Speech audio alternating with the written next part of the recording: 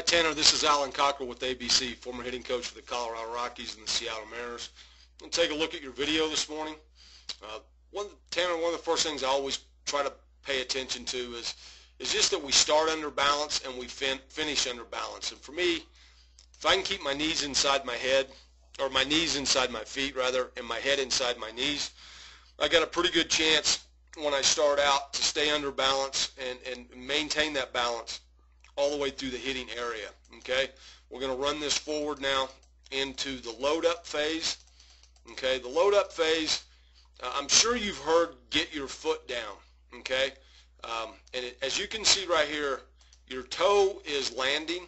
All right, but what I want you to know is it is not until the heel of your stride foot lands firmly into the ground right here. Okay, now that your toe is down, it's not until this back heel fully lands on the ground am I loaded, and that's when my foot is down. As you can see, yours happens right there. Okay, now I'm going to erase that. There's a few things that we look for once we get to the loaded position. I look to make sure that I have my knees inside my feet, that back knee's inside there good, this knee's inside. I want to make sure that I have good equal athletic bend with both knees. We got just a little bit more in the back knee than we do in the front. Other thing that I look for is to make sure that these hips are staying square to home plate. Okay, and we're starting to get just a leaky front hip just a little bit. Okay, when that front hip leaks a little bit early, it makes it difficult to handle pitches on the outer half of the plate or outer third of the plate. So when I land in the stride heel gets firmly planted down into the ground, as yours is, even though I've got to pitch in, I need to be squared up with these hips so I can make a good first move to the ball. The other thing that I look for is a lot of times what causes that front hip to want to leak out of there quick is my stride foot needs to land at 45 degrees or less. And you can see here yours is at 62. So when that front foot opens up, that will in turn cause this front hip to want to leak open just a little bit quickly, and it's going to take us to the pull side of the field on every swing. Okay, so we gotta make sure that when we land, we're landing at a 45-degree angle. Okay, now as we start our load, what we've done is we have gathered energy into the back part of this, or the inside part of this back leg. Okay, now as I start the swing, I'm going to drive and transfer this energy into the inside part of this back leg. Okay, and I'm going to drive this knee into this back knee into the inside part of this front leg. That's transferring the weight, and that's where my power and my drive and my swing is going to come from. It's going to come from my legs. Okay, now once my lower half has started to drive forward, now my elbow will drop down into the slot. As you can see here, your elbow's dropped right down in there next to your rib cage and your back hip. This is called the connection. When the shoulder and the elbow and the hip all are in alignment, I'm in a connected position to now start bringing my hands forward in front of this connection, just past my center of gravity, out here in front of my body somewhere. Okay, just a little bit out front of my body to make contact out front. Okay, let's erase all this. Let's go forward and let's see where you get to. Okay, what happens is your elbow continues to work forward and it gets past your center of gravity. And generally what happens with this, Tanner, is when the elbow gets past my connection right here and my hands haven't moved in front of my body, then generally I'm going to cut my swing off, meaning I'll get to contact, but then I don't finish my barrel where it's staying through that ball. I'll have a tendency to want to cut my swing around my around my body a little bit, and I'll lose some power in doing so. Okay, so we're going to run this forward to contact. Here we are at contact. I see some good things here. I see palm up, palm down. I see your head and eyes are going to be looking right down the barrel of the bat once we get to contact. There you go. Head and eyes are looking there.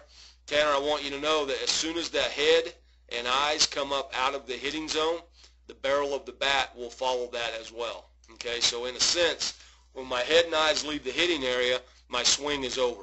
And one of the things that I always talk to my guys about is let's discipline ourselves to keep our head and eyes down in the hitting zone for at least one count past contact, so that we know that we're getting through that ball with maximum extension and maximum drive. Okay, so we're going to run it into your finish right here.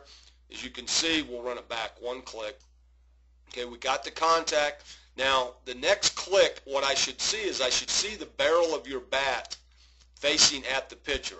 But remember, when this elbow got past your power source back here in your back hip, what that will cause is it will cause us to finish our swing quickly and bring that barrel across our body. Okay, and now our hands are going to start to come in this direction, and they're going to work around our body and across our body very quickly. Okay, see how we're pulling the bat around our body? The biggest thing for me to clean that up, Tanner, would be to go all the way back to this position right here. All right, this is the position I want to get into, that right there.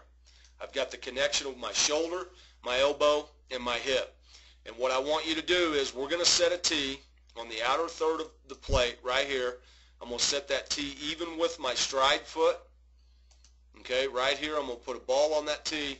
Now I'm going to get to this connected position right here with this shoulder, this elbow, and this hip. That's all in a good position. Now, the feeling or the thought that I want you to have is when you skip a flat rock across a pond or a lake, in order to do that, that elbow drops down into the slot where yours is. Okay, you got the connection of elbow, hip, and shoulder all in an alignment. Now, in order to release that rock, I want you to take your hands forward. Your hands have to go forward in front of this power source in order to maximize your bat speed here at contact and continue to have bat speed and extension through that ball. So if we're doing this drill in a cage, we're going to feel bat speed and extension into the right side of the cage.